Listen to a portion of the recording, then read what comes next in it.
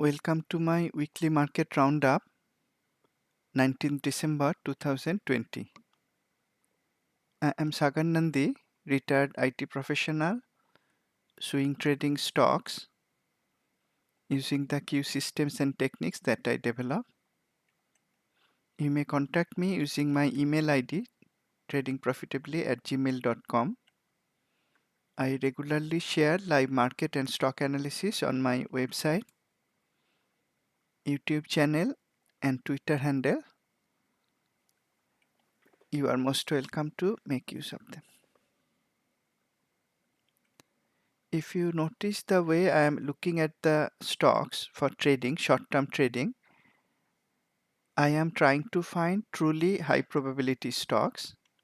And how I am finding high probability stocks is by combining all the forces, all the possible forces with my trades. That is, I am looking for a technical setup for buying or shorting, but I am not stopping there. I am buying only if the market is bullish, looking for shorting opportunities when the market is bearish or it is rolling over. Not stopping there also, I am looking to buy only in strong sectors, or rather I should say in strong industries. A sector may not be strong, but underlying industries, some of them may be strong. So I put more focus on industry strength than on sector strength to find trading opportunities. And I am also looking for buy setups in strong fundamental stocks and short setup in weak fundamental stocks.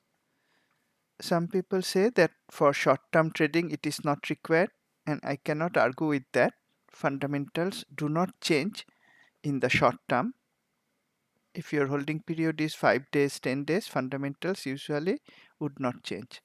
However, some things may change. That is the relative score of a stock. That is what we use to see if a stock is undervalued or overvalued in Q Vital fundamental analysis. The real reason that I look at fundamentals is that why not? Because it takes only 1 minute or so to find strong fundamental stocks, and I get plenty of trading opportunities in them. And I have simplified fundamentally strong stock identification using color coded scores. I'm looking for either undervalued stocks for buying or high growth stocks for buying, and sometimes I may be lucky, I may get a stock that is both undervalued and is also having earnings growth.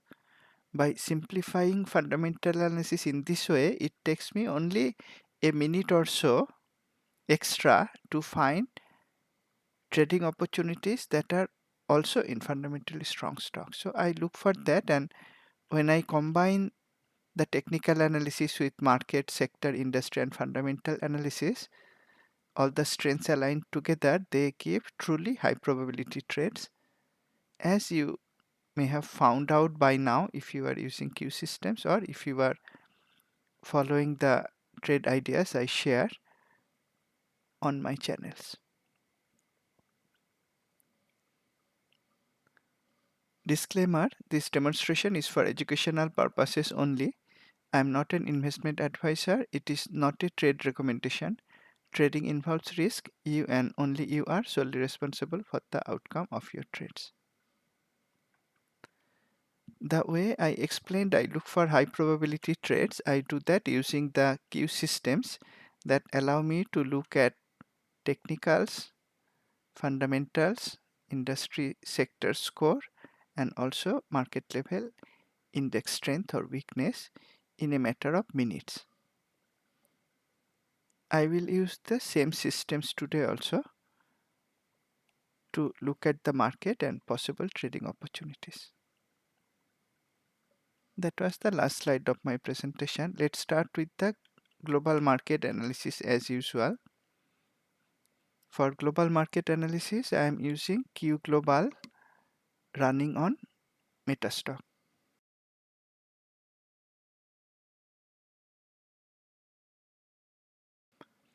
Starting with the Australian index AXJO, and as is the standard practice, I am using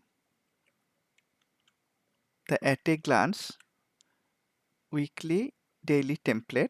This template is called at a glance because just by looking at it, once you are used to the indicators color codes that I use here, only by looking at it at a glance you are able to decide if you should take a long trade, you should take a short trade, or you should stand aside as per Q guideline. AXJO, in the last market roundup, or rather last webinar, that was on Wednesday, I showed that in the weekly chart it was forming 3 upper tail candles in 4 successive weeks. The backdrop color has changed to neutral yellow for 2 weeks now. Jump indicator that shows how much overextended it is hit the red dot, the maximum extreme level.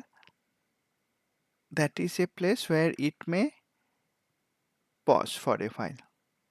However, that is more useful when the thrust also that shows with how much urgency it jumped to the extended level. If the urgency is very high, then it might have used a lot of energy to reach that extension and it may need to pause for a break. The thrust didn't hit the red dots. Looking at the jump red dots, I may be cautious but not overly cautious. On the other hand, looking at the 3 upper tail candles in 4 weeks is telling me very clearly that the upward momentum is slowing down. It is still in an uptrend, and that is clearer from the daily chart. Earlier it was moving inside a wider channel. Now it is moving inside a narrower channel. And the slope of the channel was more steep earlier. Now it reduced, but not much, little bit. I mentioned about the bearish headwind coming right on the day it was appearing on AXJO. The traffic light candle color also turned bearish red in Q systems, be it the fundamental analysis or technical analysis or industry analysis. Red or magenta indicates bearish and cyan or green indicates bullish. So on Friday, AXJO flipped from bullish to bearish color and displayed a possible reversal bearish headwind signal, the diamond at the top. However, it closed right at the trendline support. Looking at that, I was not going to look for any shorting opportunity. If the trend line was not there, then it would have met all the requirements of the headwind short trade setup. And what are these trade setups explained? They are explained on my website sagarnandi.com.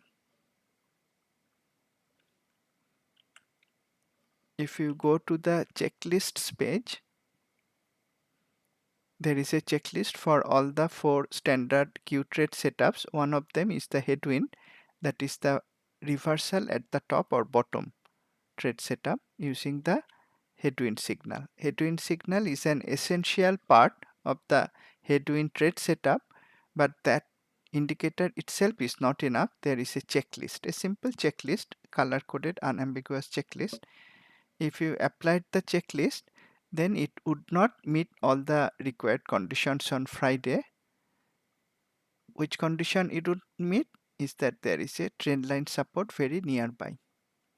If the trend line support was not there, then it would have confirmed the headwind reversal trade setup and I might have taken a short trade, if not in the index itself, in underlying fundamentally weak stocks. I would be happier to do that because it displayed 3 bearish headwinds price could not go up, and those headwinds were associated with 3 bear release signals. Also, it displayed last 2 pressure symbols. Both of those pressure symbols were bearish. So though the price is going up, there are signs of weakness, and the slope of the trend, slope of the channel has reduced little bit. I will avoid taking long trade in Australian market right now.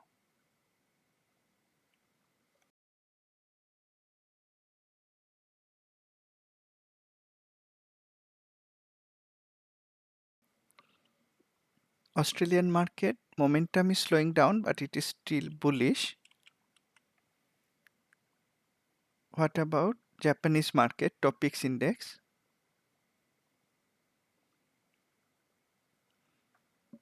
A similar picture, in the sense the weekly has turned yellow neutral, though the last 4 weekly candles are less bearish, or I should say more bullish than the Australian market indices last 4 candles in the weekly chart. Here also the jump indicator hit the red dot, but not the thrust indicator. In the daily, from wider channel, it is now moving inside a narrower channel with a less steep slope. After displaying a bearish headwind signal, in many ways it is similar to the it is similar to the Australian market. It is still bullish, it is still in an uptrend, but momentum is slowing down. I will avoid taking new long trades in Japanese market as well. Looking at the global markets in this way makes you used to applying the Q systems and techniques to any market, any instrument, any time frame. I hesitate to say because I don't encourage day trading, but the more you look at the different markets, different instruments, different countries using a particular systems, Q systems in this way, the more you gain confidence that you can apply the technique and methodology in all kinds of markets. Hi, Sami.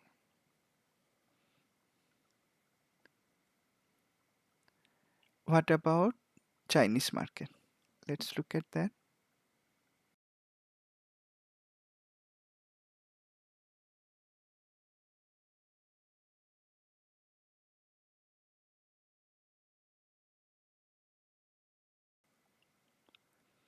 CSI 300 Chinese market index. Here the weekly backdrop color is bearish magenta for 2 weeks. Therefore, Chinese market, looking at the weekly chart, is weaker than both Australian as well as Japanese market. In the daily, it is now moving inside a channel, you may say. If you look at a shorter term period, it is moving inside a channel that is trending down. That also shows that it is weaker than Australian and Japanese market. But is it in an uptrend or downtrend? That answer will come if we look at the trend line supports. There are only green trend lines. All are support trend lines. There is no red trend line, resistance trend line. So it is still in an uptrend. Uptrend, but you may say it is moving in a narrow range. Moving inside a range, moving inside a box, and the backdrop color in the weekly is magenta. Again, a situation where I will avoid taking new long trades. Here, it is different from Australian and Japanese market in terms of thrust jump together because it hit the red dots in both of them. And it couldn't reach that extreme level again, though since then price has gone up showing that there is a divergence between thrust jump and the price move. This divergence is simple to understand. All it is saying is that though price is going up, it is not jumping so much. It is gradually going up, meandering up, you may say. Lazily going up, not jumping much, and certainly not jumping with much force. Price can still go up for a while as it is doing here. At the right edge, it is moving inside a box, and I will avoid taking any long or short trade, except because it is in a box, I may take a box kind of trade. If you look at the checklist, box is a trade setup in Q technique. That is a setup that I use for sideways market. And CSI 300 is moving inside a range. So if I want to apply box kind of setup, I will look for a short setup at the top of the range or long setup at the bottom of the range, and I'll apply the checklist conditions to see if I have a confirmed box setup. Now it is right in the middle of the box. There is no trade setup available for such a situation. It can go either way. There is no higher probability trade setup when price is moving inside a box and in the middle of the box range. So I'll avoid taking any new trade right now. Now we look at the UK market FTSE index.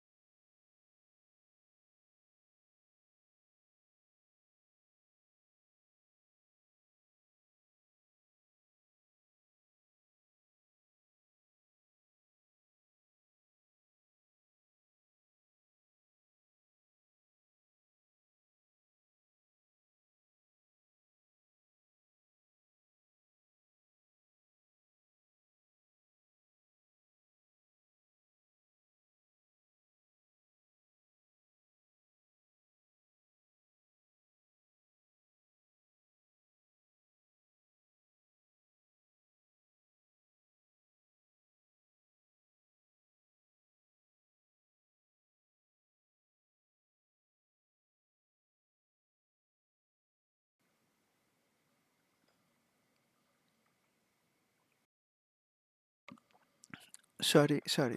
There was no audio for a while. I hope sound is back now. I think we didn't cover the UK market with sound, isn't it? Okay, let's go back to UK market for a while. Give me a few minutes. What I mentioned about the UK market is that it is displaying two successive doji candles in the weekly chart. That is not the time to take new trades because it was in a downtrend. It sharply broke out of the downtrend, and then two successive weeks of doji candle, and the last candle color had turned neutral yellow. In the daily, it displayed a bearish headwind, and on Friday, bearish traffic light color, bearish shape candle, all telling us not to take new long trades. All the global markets we saw so far are telling us not to take new long trades. Let's look at the India market that was the strongest of the global markets. Let's see how it is now.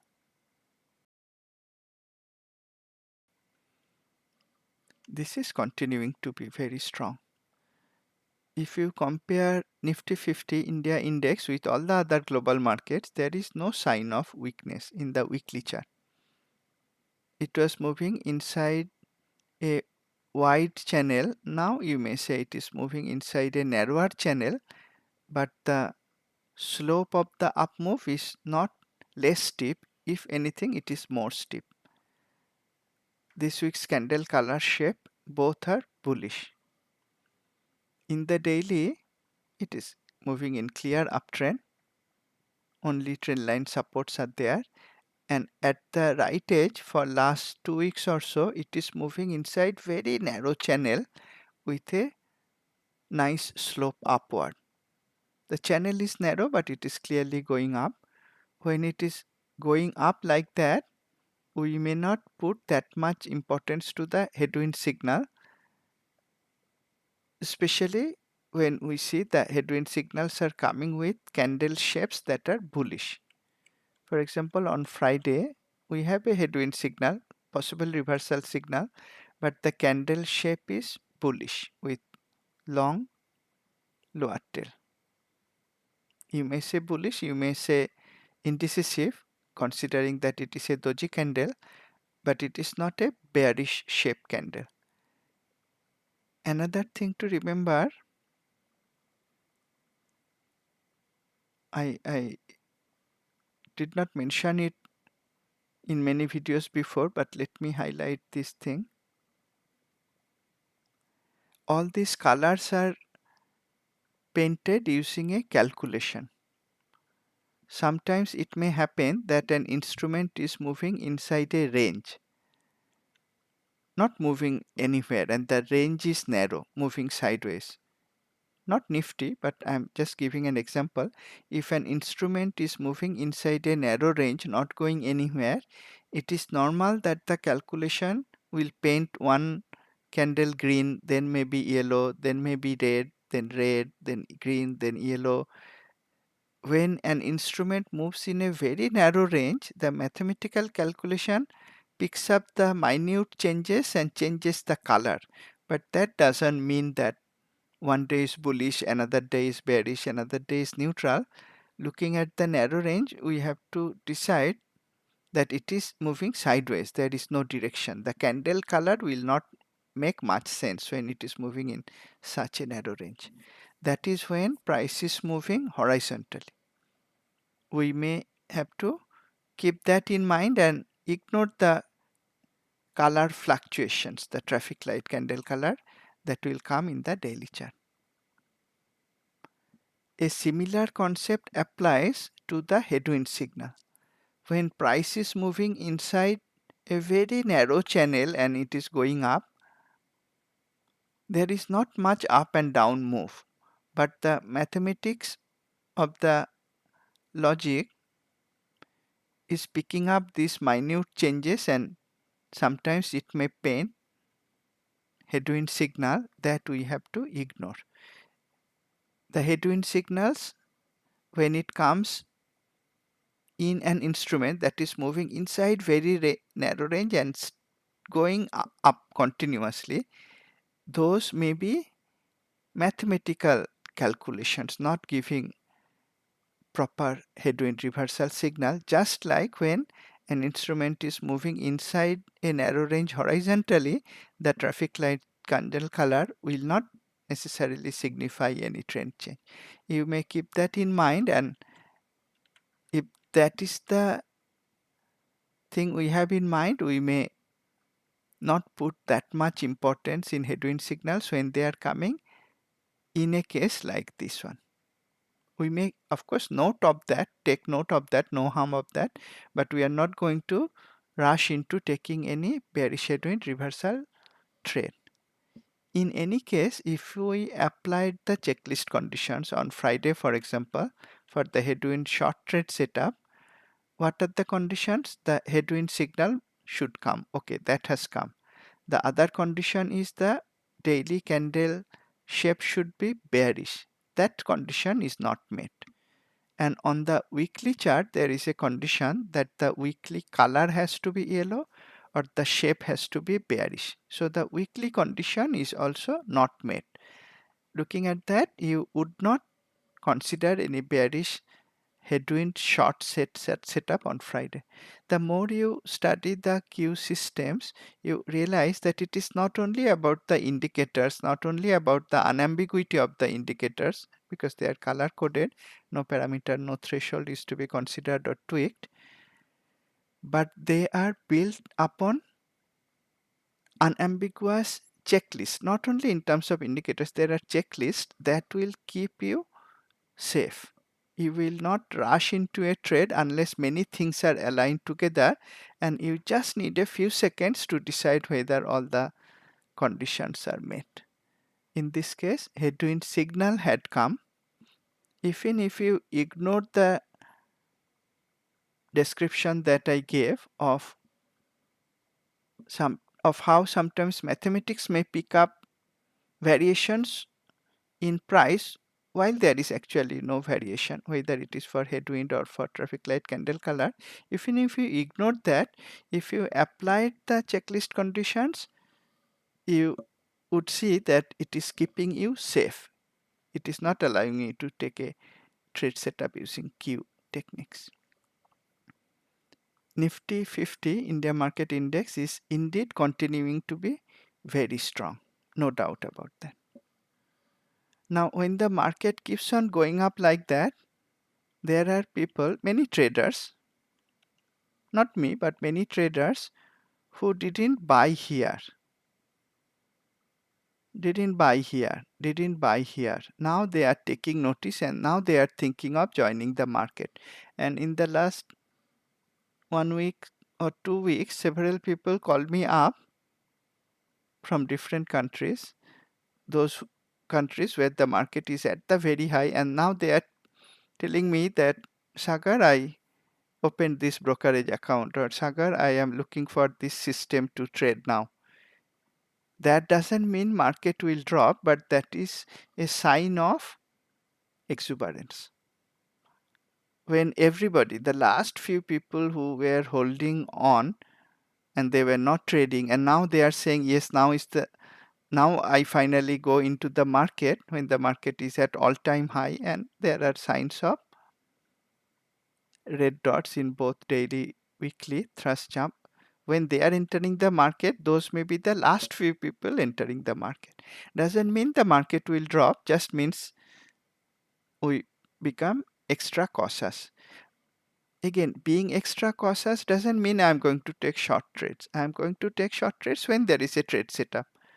Technically, using Q systems, one of the trade setups we have based on checklists, and I'm going to short weak stock in weak industry. That is very clear. But it allows me, this exuberance or the thrust jump indicators, that allow me to balance my portfolio, you may say. So in the beginning, I may have mostly or all long positions. When the market goes to that exuberance, I may start to look for short trades, but I am not shorting the strongest stocks. So I keep myself safe in that way. And if you are following me on my forum, you have noticed that in last 1 week I have shared, I think, at least 2 bearish trade ideas. Before that, I had shared a few stocks where I mentioned be cautious about it if you are holding long. I didn't share any short idea, I think, before last week. But last week, the week that just passed us, I think in that week I shared at least 2 bearish ideas. That is looking at the overextension and balancing my portfolio a little bit. It was very delta positive. Now I have added few delta negative trades, but again, the trades I added as short trades, they are in very weak fundamental stocks, very weak industries, and they gave me a very nice low risk technical setup. I will look at some of them. You may consider starting to look at such trades so that you are not caught off guard in case the market drops suddenly. There is no sign it is going to drop suddenly, not at least in the USA market. What about the India market? If we look at the Nifty 50, there is no sign at all. And once again, I am describing different countries, different instruments. Doesn't mean you have to trade them. The more you study these different markets, different instruments, even if you are not trading it, the more you study using a particular system, the more you gain confidence on using the system in whichever market, whichever instrument you are trading. So Nifty 50 doesn't show any weakness. When it is so extended, and it is extended, jump thrust in daily, both are hitting red dots. Jump in weekly is hitting red dots. Thrust in weekly hit yellow. One notch up will hit the red dot like here. I look for possible weakness, and let's look at the market breadth. Now the market breadth I'm using here, they are not generally released, and I have to mention I am not planning to release them anytime soon. The market breadth indicators are keeping me busy. They are offline, and I wonder how people use offline systems. Q systems is 100% real time, be it Q Elite on TradeStation or Q Global on Metastock. So there is no management needed at all. Just run everything in real time, see what is happening, take your trades. A few weeks ago, looking at the new product from Metastock Fire that allowed me to aggregate data, I released some breadth indicators, breadth studies. Those are extremely useful. I enhanced the breadth studies a bit, but it takes a lot of effort to install them, to maintain them. And another key reason is the updated Q breadth studies I am going to show now. They have some processing difficulties. Sometimes the calculations are not coming out properly from Fire. That is the main reason also I am not going to release them right now until the time I'll wait until the time I find Fire is stable and all the calculations are coming properly every time. Having said that, let me open the Nifty 50, not Nifty 50 because it is market breadth. Now you can see I can look at Nifty 500, or if I want even broader market breadth, Nifty 500 is like S&P 500. I can look at the International Stock Exchange, NSE, which is equivalent to NYSE, you may say, in the India market. Now let's look at NSE, that is more broad, and I'll point out few things. I'm looking at market breadth weekly for NSE and daily for NSE. What are the studies I am looking at? Thrust and jump. Those are showing how much extended it is and with how much thrust it reached those extensions. Then I am using the new high-low, advanced decline, up-down volume. And at the top, I also have stocks percentages that are having 50-day moving average above 20-day moving average, percentage of stocks above 50-day moving average, and percentage of stocks above 200 moving average. If we look at the weekly chart,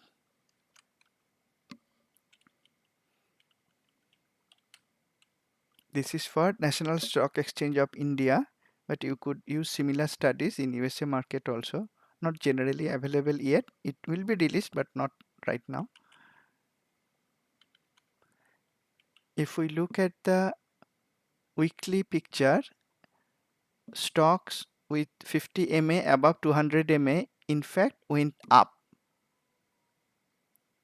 Same is true for stocks. These are percentages. Percentage of stocks above 50-day moving average also went up. Above 200-day MA also went up, but flattening out. As far as the percentage of stocks above moving averages or 50 MA above 200 MA, not showing any weakness whatsoever. Now if we look at thrust and jump,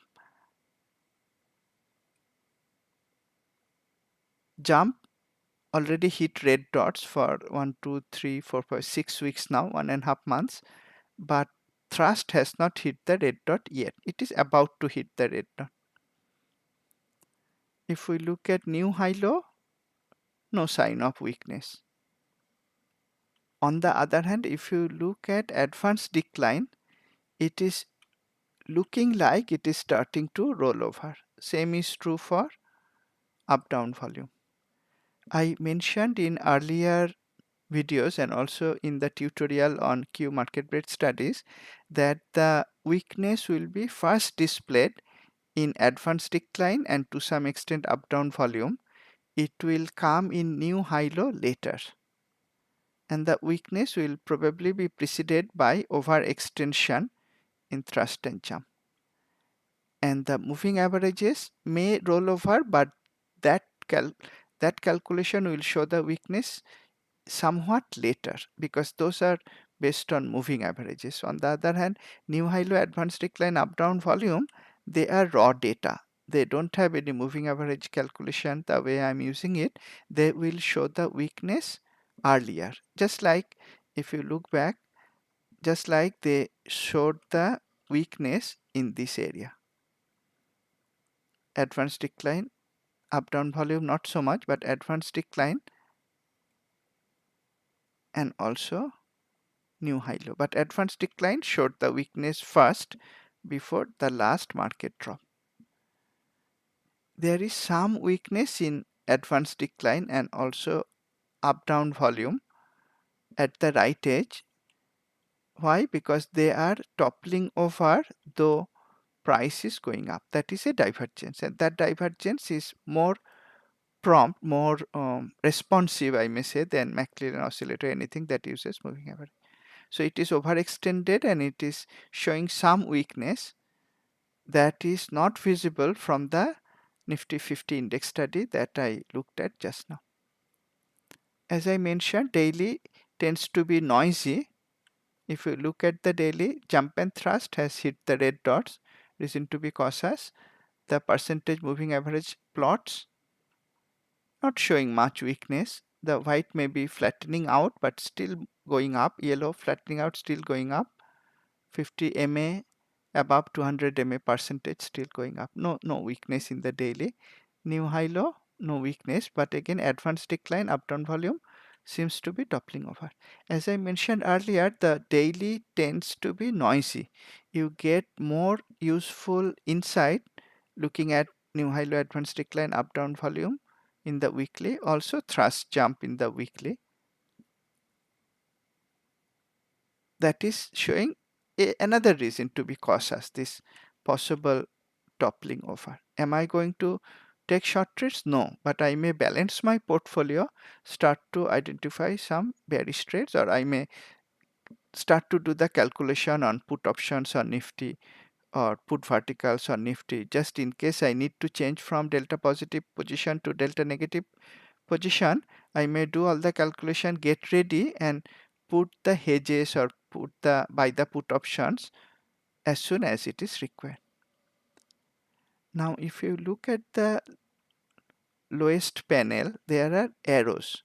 These arrows are showing the days, if up arrow, the days when both advanced decline and up down volume hit some threshold on the higher side. These are possible turnaround days. If you are used to IBD terminology, then if these arrows come after a sharp downfall, then you may say the first one is a turnaround day, the second one is a follow through day. So after this drop here in Nifty 50, the time when almost all, probably all the global markets dropped in February because of COVID-19, after the drop, if you were looking to find the optimal time to buy, you would wait for a significant up day, that would be this day, up arrow day, when you had significant advanced decline and up down volume. And again, these are raw data, no McLaren oscillator, no average calculation. So this will give you the signal right on the day it happened, no delay. Next day, the arrow is there, up arrow, but it is oblique, showing another advanced decline day came, followed by one bullish day, very bullish day in terms of advanced decline uptrend volume, but there was no strong volume on that day. You may not consider that as a follow through day. Which one would you consider as a follow through day? This day, because after the first strong bullish day following a drop came a first strong bullish day, then you wait for price to tilt down little bit and give you another bullish up arrow. That will be equivalent to the follow through day in IBD terminology, and if you are used to HSI terminology, you may call it Eureka day. Eureka days can come without a drop also, but if you are looking for the best buying opportunities after a drop, then you are going to look for a follow through day or Eureka day like this, which is the second Eureka day or second up arrow day in the Q market breadth study. The same thing happened in the daily chart also. One thing I need to mention, I mentioned it in the last video also, that when you are looking at this combined vertical lines showing significant up move in both advanced decline, though I did all the explanation on the weekly chart, that was easier for me. I didn't have to scroll to the left on the daily, but in real life you would look for those follow through days in the daily chart. So maybe I spend a few minutes to scroll to the left, go to February, March.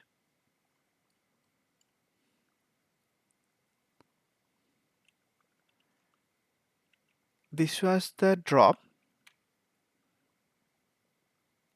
from mid-February in the Indian market that began after COVID-19.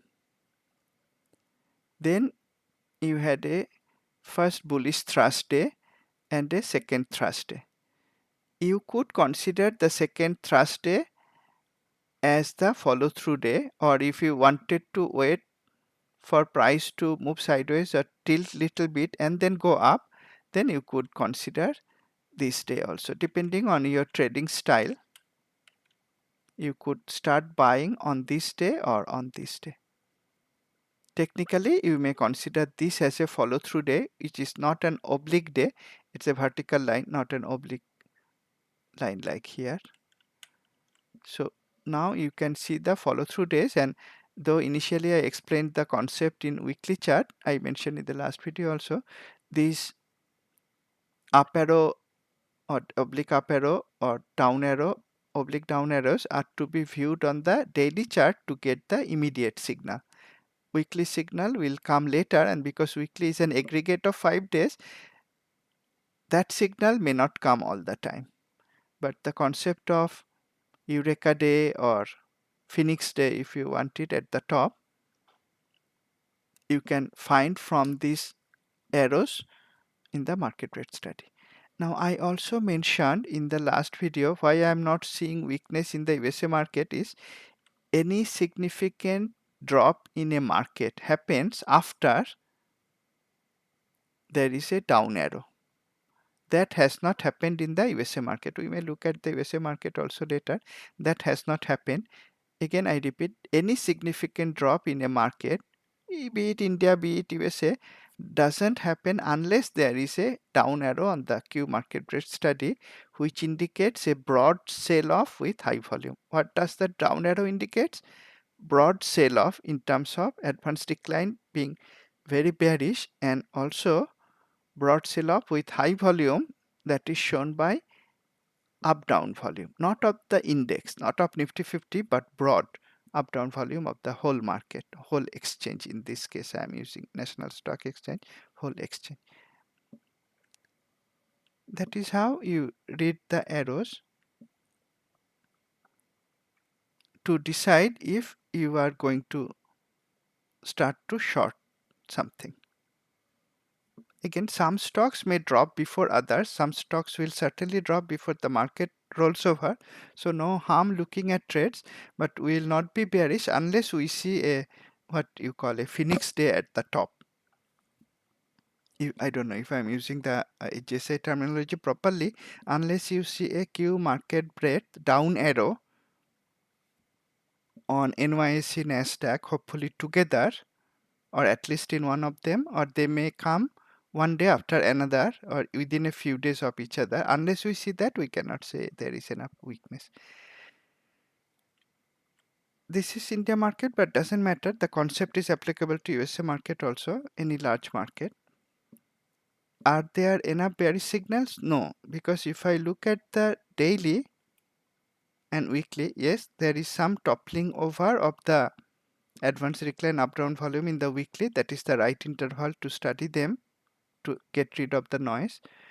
But there is no down arrow in the whole market, meaning there was no drop day so far, no bearish day where breadth was bearish and it was associated with high volume. That didn't happen. That is not allowing me to be bearish on the India market. Can be little bit of cautious looking at the weekly breadth toppling over, but cannot be bearish unless there is a down arrow in NSE daily chart on Q market breadth.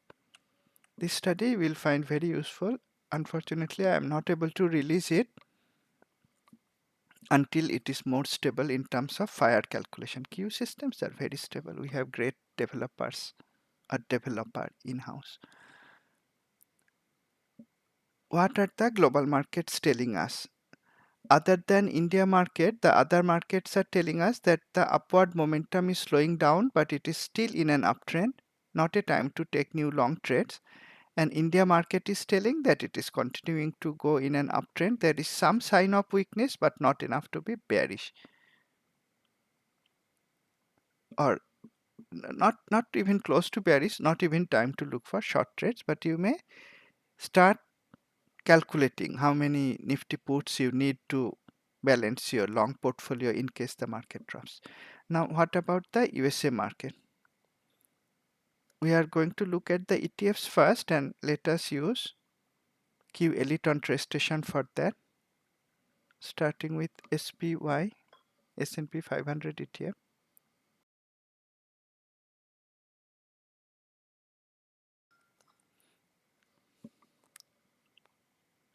I am spending a lot of time this week studying the market. The more market is becoming extended to the upside, it is more important to keep a close eye on the market level. If the market drops, almost every stock will drop.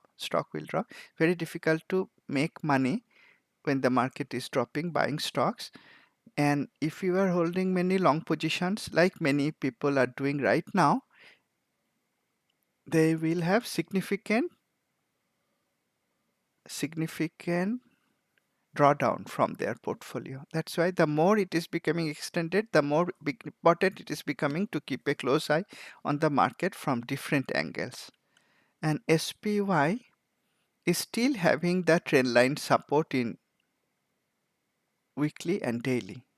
In the daily, once again on Friday, it was on the verge of breaking the first trend line. But if you watched the futures or the ETF, the E-mini S&P 500 futures or the SPY ETF, you would know until the late afternoon it was bearish and it stopped right at the trend line support on the fine-tuned chart, and then it bounced up from there. That resulted in the long lower tail. The shape ended indecisive. The shape is not bullish, it is indecisive. Color turned neutral, displayed a bearish headwind, and the bearish headwind started appearing early in the day. Looking at that, you could take some bearish trades as I did. Now, if you look at SPY, where did price open? Price opened on Friday far below Thursday's close. It opened more like close to Thursday's low and then it went down. So I kept an eye on that using the intraday market breadth that we have on Q Elite. And here I am looking at the futures. After the market open for Nasdaq 100 futures NQ, the early range high, early range low lines formed. Same for S&P 500 E-mini futures. Yes, early range high, early range low lines formed. If you are having access to the futures, you may use NQ and ES for these studies in Q Elite. If you want, you may also use the ETFs. After that, price dropped sharply below early range low.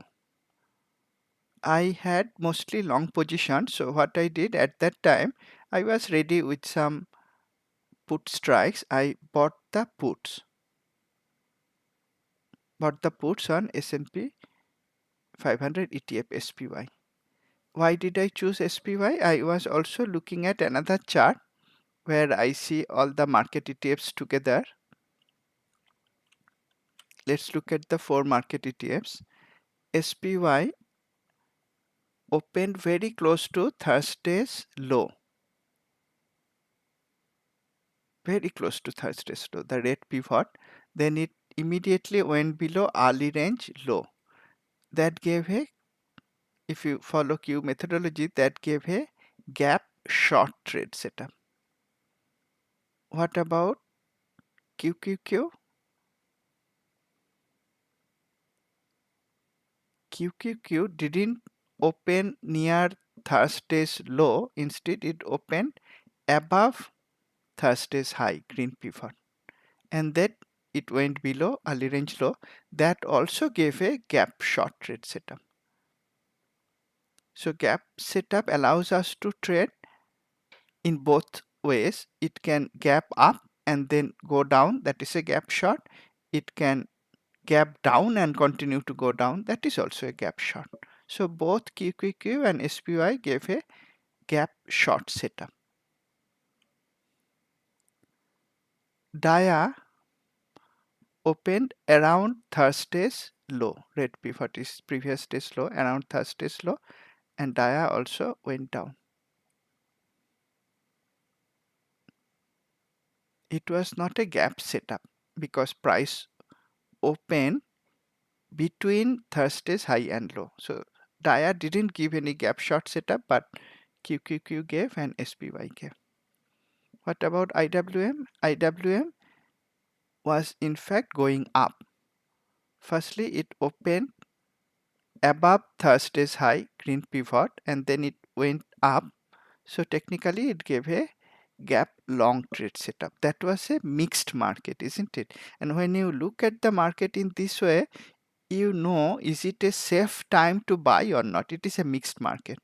Two of the instruments, QQQ, SPY, gave a valid gap short trade setup under different conditions. QQQ gapped up and was coming down. SPY gapped down and was going down further. Dia opened inside Thursday's range and going down, but IWM was going up. If you see a mixed market like that, you are cautious. Majority of the ETFs were going down, so you don't rely on only IWM to go up and then start buying. Now, why did I choose SPY over QQQ? Is because it was weaker than QQQ. It opened because it opened with a gap down. Of course, it was weaker. QQQ opened with a gap up. So I chose SPY. I opened a few puts. I was not bearish on the market, but I opened some puts to hedge my long positions. Then price went up, and at this point I saw it was turning down again, and there was something called tick divergence on Q Elite intraday market breadth. So I added to my bearish position with shorting the call, naked shorting the call. I was not planning to hold the synthetic short position on SPY at the end of the day without a protective call further out of the money. Again, I initiated a put option to hedge my long positions, and if you are using Thinkorswim or other platforms, you may quickly calculate your SPY delta positive value at any time, and that will help you calculate how many puts you need to open to neutralize your delta positive position. So I opened some put options, and when it went up, came down again with a tick divergence. I'll come to tick divergence in a minute. I added to my put position, added to my bearish position by using shorting the call of the same strike. And when price came down, came to the yellow pivot line, I had a nice profit in both the puts and also in the short calls. And what was this price level? This was the exact price level of the daily trend line support. Exact price level. And it tried to go down and it was faltering there. And that was the time I saw DIA was also faltering there.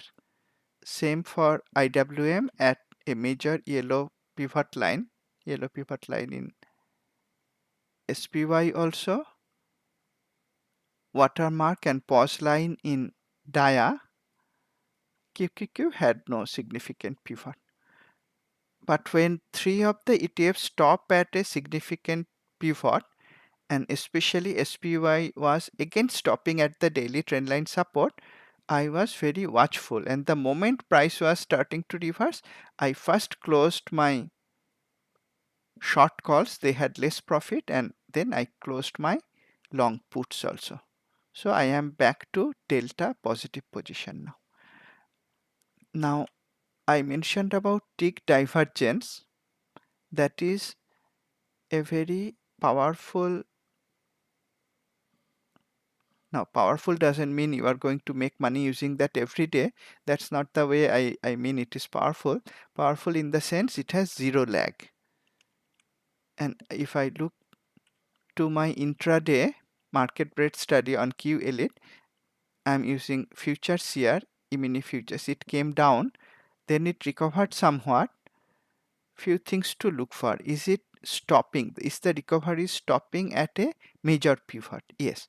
Red line, which is previous day's low, is a major pivot. And by the way, the futures will stop at different levels than the ETFs, because futures is a 24-hour market. So you can see when E-mini futures recovered, it paused at the red line pivot. If I go back to market ETF SPY, it didn't stop at the red line pivot because red line pivot was somewhat higher. It in fact gapped down at the open below that pivot. So it helps to keep the futures also in your chart, especially if you are using tick divergence. And it stopped at the major pivot, previous day's low in terms of future symbol, and it showed a tick divergence, meaning though price was going up, even S&P 500 futures showed by this sloping upward line at the top, price was going up. The ticks show at any moment how many stocks are up and how many stocks are down, balance of that. The ticks was going down. That is called a tick divergence. And why again I say it is powerful? Because it has zero lag, and visually you can see the tick divergence. So if I open some bearish position using long puts here, that would be the right time to open it. You could be little bit late sometimes and still make money, but using Q guideline, this would be the right when it was breaking below early range low, would be the right time to open put options on SPY to hedge position. And then when price recovered somewhat, my SPY short position would still be in profit, and it showed tick divergence. It tilted down again, gave a red candle. I added to my bearish position using short call, and I covered both of them at the end of the day. I added some few dollars to my account by doing that, and that also helped me to end the day again with a positive result. Now I mentioned in the tweet on Friday that though the market was not so strong, at least not for most of the day. The last half an hour or maybe last 10-15 minutes, futures is showing some more candles because futures remain open after the market, general market, regular market hours closed. It is showing a bullish move at the end of the day. ES in fact turned positive for the day. NQ barely negative, unchanged you may say. But that happened in the last probably 10 minutes of regular market hours. Before that it was weak. Still my account closed in the positive because I could use the intraday market breadth studies and the warning sign from different global markets, also the bearish headwind in SPY, to be ready and hedge my position in a timely manner.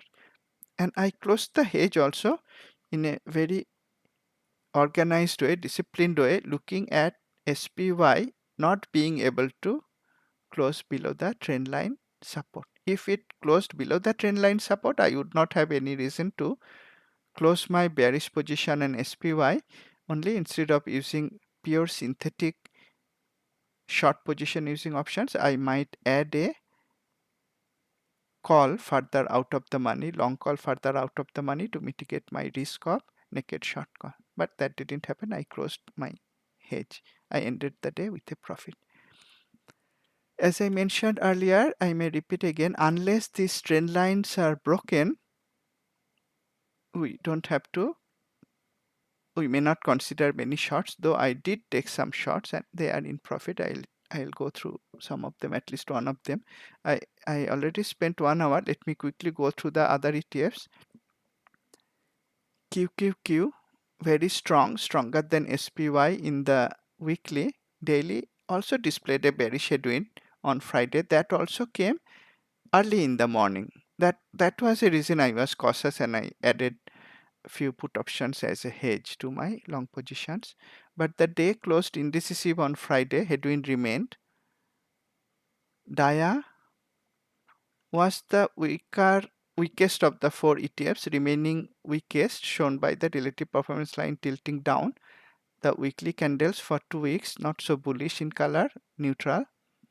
Daily is moving inside a narrow range. There was a bearish headwind earlier. That high has not been breached.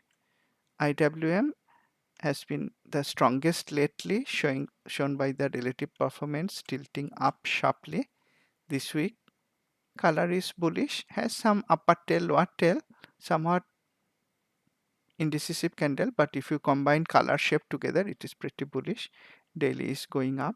Again, there was a bearish headwind on Wednesday, but remember the logic I explained earlier. When an instrument is moving inside a very narrow channel and going up, the headwinds may come because of mathematical calculation. It may not have so much significance, just like when an instrument is moving sideways and changes color from yellow to red to green, it may not mean much because it's just the mathematics picking up minute variations that are not tradable. So we may keep that in mind. In any case, even if you applied the checklist conditions, there would not be any bearish setup on IWM on Wednesday. The checklist conditions would not allow you. You may keep the headwind in mind to be cautious, but there was no bearish headwind setup. The ETFs are very strong. If we look at QH now, and I know this week I'm going to go well over 1 hour. It's already past 1 hour, but I think it is important to look at the market at more depth when the market is so overextended. If we look at QH for 1 month to 1 day, sector, industry, stock advance decline, this is showing some weakening of breadth, and this is very valuable. This is across sectors, across industries, across stocks, not just from the ETFs, and it is based on S&P 1500, quite broad market, 1500 plus stocks. This is showing weakening of breadth, so that is important to keep in mind. In the morning session on Friday, the real-time performance, which would have come here on Friday, was bullish, but it gradually turned bearish. The red colors, red pie portions show that sectors, industry stocks going down, so it ended the day bearish. If I look at one day, that is Friday sector performance, in spite of the late up move in market ETFs, only two sectors closed up. One is healthcare, one is information technology, and those were by relatively smaller percentages. You see the red bars, very small compared to the red bars to the downside. They dropped a lot more. Energy, real estate were the weakest. If we look at 2 days, we see the market is still mixed. 6 up, 5 down, not bullish, it's mixed. So it's not that the weakness was only on Friday. Of course, Friday was weak more, but Thursday, Friday together was also not so strong. If we look at longer term period, of course it will be bullish. Longer term periods take time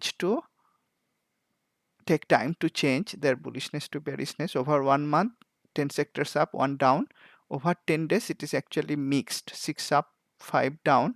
Over 5 days, 7 up, 4 down. But we saw on Thursday, Friday, and Friday market is more weak. So it is gradually weakening. That weakening is not visible from the market ETFs. If we look at Finder, that shows the balance of bears and bulls. Let's look at the weekly interval first. The weekly interval is still bullish except for the reversal signals. Overall, about 70% bullish, strength signals 92% bullish, trend continuation signals 75% bullish. Reversal signals are bearish, so that's a thing to be cautious of.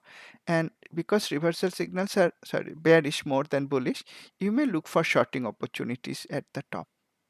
Now, one thing I mentioned in Twitter, an unusual thing, maybe a sign of exuberance, is that the bullish signals, majority of them, even in the weekly interval, came in stocks that are already at price extreme high. Normally, most of the signals come in the price extreme middle, yellow color band, both for bullish and bearish signals. For bearish signals, it is still true. Most of the signals came in yellow color range, yellow color price level. That is expected, that is normal. But I noticed not only on Friday, on Thursday also, I think, the most bullish signals came in stocks that are at price extreme high. That may be a sign of exuberance. That also made me cautious. Overall, the weekly picture is still bullish. And if I look at the daily picture on Friday, just like QH showed weakening of breadth, here also we see now on Friday, most of the signals are bearish overall, and also strengths are balanced, you may say. Little bit more bullish because of large number of gap ups on Friday. Trend continuation bearish, and reversals also bearish. And here also I saw a possible sign of exuberance. 63% of bullish signals came in stocks that are already at price extreme high. That is not normal. The yellow pie portion is usually the biggest pie, which is not the case for bullish signal, maybe a sign of exuberance. Now let's look at the market breadth. Oops, what am I doing?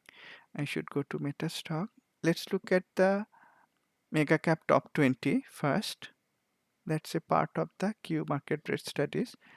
It was and continuing to be weaker than the market, shown by relative performance tilting down. As I mentioned in several previous webinars also, it is just moving sideways in a triangle bound by resistance memory trend line, support memory trend line, no trend. Cannot say it is bearish. Relatively it is weaker, but it is not bearish, it's not bullish, moving inside a range, inside a triangle pattern. Now let's look at the enhanced market breadth studies. I have many ways of looking at it. Just look at the NYSE first. Maybe I will look at NYSE and Nasdaq together. You know the studies already from my discussion on NSE of India market. 50-day above 200 MA, steeply going up, high slope. Percentage of stocks with 50 MA above 200 MA, no sign of weakness. Above 50 MA, flattening out. above 200 MA flattening out. Thrust hit the green dot, not red dot yet. There is some divergence therefore. When we look price going up from this time, but thrust didn't reach the red dot. Jump hit the red dots. New high low, no sign of weakness. Unlike India market, advanced decline and up down volume. Not really showing any toppling over. Same in the daily chart. The up arrow came in the bread studies, no down arrow. So again, there is no weakness at all. Not even as much weakness is there in the India market. So the bread studies are showing NYSE is very strong. No reason to be cautious right now. Doesn't mean we will keep on buying and adding to our positions. We limit the number of positions at a time to mitigate risk. That was NYSE. Let's look at NASDAQ also, and this is the whole of NASDAQ. I could look at the major market indices, but I will not do that to save time. 50-day above 200-day MA steeply going up or steeply going up. Above 50 MA flattening out but still going up. Above 200 MA still going up. So it is showing NYSE is relatively weaker. NASDAQ is stronger. Q thrust showing divergence. Q jump showing divergence. New high low, advanced decline, up down volume, no weakness whatsoever. Price is going up in the weekly. In the daily, you would notice there was no up arrow for a long time. NYSE had an up arrow somewhere here. So it is going up, but there has not been a major up day, meaning up with broad participation with high volume for quite a long time. NYSE had one up arrow somewhere here, but in NASDAQ it came long time ago. Still there is no sign of weakness. Looking at that, I cannot say there is no way we can justify shorting many stocks, but I did short one or two that I shared. Let me look at that, and I'm reviewing that to show that once you follow a disciplined approach, high probability trades aligning forces from multiple levels, you are able to short even in such a bullish market and come out with a profit. Again, I am net long, but I did short this stock US Steel. I shared it on Friday in the morning session. You can see around 10 a.m. It took me a while to create the snapshots at share. What did I see for US Steel? Firstly, from Q Edge in real time, I could see the industry weakened severely. From being one of the strongest, it became one of the weakest with major deceleration. So I had every reason to look for a shorting opportunity, and I found US Steel. At that time it was down by 5% plus. Sorry, here 5% plus. Earnings per share negative, showing that it was losing money. Very close to 52-week high. Overvalued stock. Negative earnings growth for 3 quarters, 3 years. Also negative revenue growth for 3 quarters and 1 year. Poor earnings quality. Relatively it was weak, the industry, iron and steel, and in itself also the industry was very weak on Friday. So I looked at its charts. There was no Q trade setup because the weekly was at a very high price level, but I saw in the daily it created a lower high and was starting to go down with a bearish color, traffic light candle color, and thrust and jump both had hit the red dots from where a pullback was likely, and price was at price extreme high. So I could take a very low risk short trade, and when I am trying to take a bearish trade in a stock at so high price level, meaning implied volatility would also be very low, options would be cheap, I decided to take a long put position. This is how I shared it around 10 p.m. and at the market close, this is how it closed. It gave a bearish flow candle. Therefore, in the daily chart, it met all the requirements of the go with flow short trade setup. I was already bearish with a long put options, and by the end of the day, I had more than 30% profit. If we look at the intraday chart for X, let's look at it using QLE. Let's look at a glance first. The weekly closed with a very bearish shape candle because it was up so much so sharply. The color didn't turn bearish, color turned neutral, but the shape is very bearish, and daily met all the requirements of a go with flow short trade setup. It came down with heavy bearish pressure and heavy volume, so I had no reason to hurry into booking profit. If I look at the intraday chart using fine-tuned template, it closed right near the low of the day, though the market rallied in the last 5-10 or so minutes. X didn't go up, US still didn't go up, so I had no reason to book profit in the position. I am holding the bearish position. I may be holding one or two more, maybe one or two more bearish positions, but those are in stocks similar to X. Very weak fundamental stock with a low risk technical setup and in weak industries. Overall, I am still net long after I closed my hedge at the near the close of market on Friday. I will not look at more stocks today. As you can see, market is extended, but market ETFs are not showing any weakness. Market breadth not showing any weakness. QH is showing some deterioration in market breadth across sectors, industry stocks, and Q Finder weekly is pretty bullish, daily is weak. We may still buy stocks as I am doing, but I am becoming more and more cautious the more market is going up. Someday it will break the trend line support in SPY, and as you can see, I am ready to hedge my long positions in a matter of minutes, much less than 1 hour. That is important when the market is so extended. We may not want to hold on to all the long positions if the market starts to roll over. We may buy the positions back once we have this market breadth up arrow days on NYSE, NASDAQ, or preferably together.